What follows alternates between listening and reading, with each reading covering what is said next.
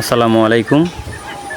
আজ আমরা সুনামগঞ্জ গৌরারং জমিদার বাড়ির উদ্দেশ্যে রওনা হলাম। সুনামগঞ্জ জেলা শহর থেকে মাত্র 3 কিলোমিটার পশ্চিমে গৌরারং গ্রামে অবস্থিত। এই জমিদার বাড়ি যাওয়া যায় সুনামগঞ্জ সদর থেকে ওয়েস্টকালী হয়ে নৌকা যুগে টুকের বাজার পৌঁছাতে হবে। বর্তমানে ব্রিজ হয়েছে, সুরমা নদীর উপরে ব্রিজ আছে বর্তমানে ডিজিটাল প্রযুক্তির মাধ্যম, তাই ব্রিজ থেকে ওপার হয়ে সরাসরি গৌরারং পৌঁছানো যায়। সেখানে রিক্সা, মোটরসাইকেল, সিএনজি, ইজি বাইক নিয়ে গন্তব্যস্থানে পৌঁছাতে পারবেন। খুবই সহজে জমিদার বাড়ি যাওয়া যাবে। গৌরারং জমিদার বাড়ি হয়তো একসময় জমিদারি প্রথার কেন্দ্রবিন্দু ছিল। এখানে দোল পূর্ণিমা নানাসহ অনেক ধর্মীয় অনুষ্ঠান অনুষ্ঠিত হতো।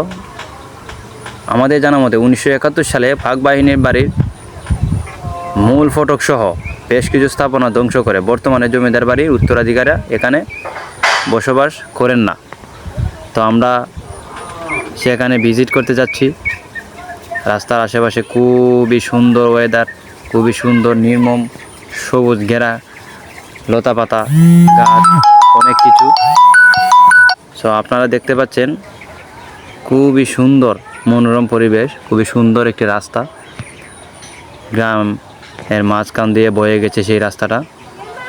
তো আমরা ব্রিজ থেকে সরাসরি ওপার হয়ে আমরা বাম দিকে মোড় নিয়ে আমরা এখন বরঘাট হয়ে জগারগাঁও হয়ে আমরা এখন টুকের বাজারের দিকে যাচ্ছি। খুবই সুন্দর মনোরম দৃশ্য, খুবই সুন্দর বিকেলবেলার দৃশ্যটা খুবই সুন্দর লাগতেছে।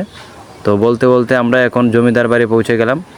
গৌরারং জমিদার বাড়ি খুবই সুন্দর দেখতে। গৌরারং জমিদার বাড়ি গৌরারং ইউনিয়নে গৌরারং গ্রামে অবস্থিত। এটা একটি ঐতিহাসিক স্থাপনা। প্রায় 200 বছর পুরনো এই জমিদার বাড়ি 30 একর জমির উপর নির্মিত। স্থানীয়দের মতে জমিদার রামগোবিন্দ চৌধুরী 1800 সালের শুরুর দিকে এই জমিদার প্রতিষ্ঠাতা করেন। গৌরারং জমিদার বাড়িতে মোট 6টি আলাদা আলাদা ভবন রয়েছে। রংমহলে দেয়ালে নরনারী ও লতাপাতা চিত্র অঙ্কিত, যা দর্শকের আকৃষ্ট করে। বাড়ির ভিতরে প্রবেশ করলে অন্ধকার রাজকক্ষগুলোকে একসময় রঙিন আলোয় আলোকিত পরিবেশ ছিল। রাজমহলের সম্মুখে বিশাল আকৃতির পুকুর ও মূল ভবনের ডান পাশে একটি দিঘি রয়েছে, যেখানে জমিদার বাড়ির নারীরা গোসল করতেন। জল বারান্দার মাধ্যমে তাদের যাতায়াত ব্যবস্থা ছিল। গৌরারং জমিদার বাড়ি একসময় জমিদারি প্রথার কেন্দ্রবিন্দু ছিল, যেখানে মূল পূর্ণিমা সহ নানা ধর্মীয় অনুষ্ঠান হতো। সেই 1971 সালে পাক বাহিনীর মূল ফটক সহ বেশ কিছু স্থাপনা ধ্বংস হয়ে যায়। আপনারা দেখতে পাচ্ছেন সেই ভবনগুলো খুবই মনোরঞ্জিত ছিল, বাট এখন লতা পাতা গাছপালা সব কিছুই একদম ঢাকা হয়ে গেছে, অন্ধকারে ঢাকা হয়ে গেছে। 200 বছরের পুরনো এই গৌরারং জমিদার বাড়ি সুনামগঞ্জ জেলার খুবই মনোরঞ্জনভাবে দৃষ্টিআকর্ষিত করে। আপনারা দেখতে পাচ্ছেন খেরে বেড়ে বর্তমান কী পরিস্থিতি, সৌন্দর্য একদম বিলুপ্তি হয়ে গেছে। জমিদার বাড়ির সৌন্দর্য একদম বিলুপ্তির পথে, ভালো কোনো পরিস্থিতিই নেই। দেখার মতো অনেক কিছু আছে। সো বন্ধুরা চাইলে আপনারা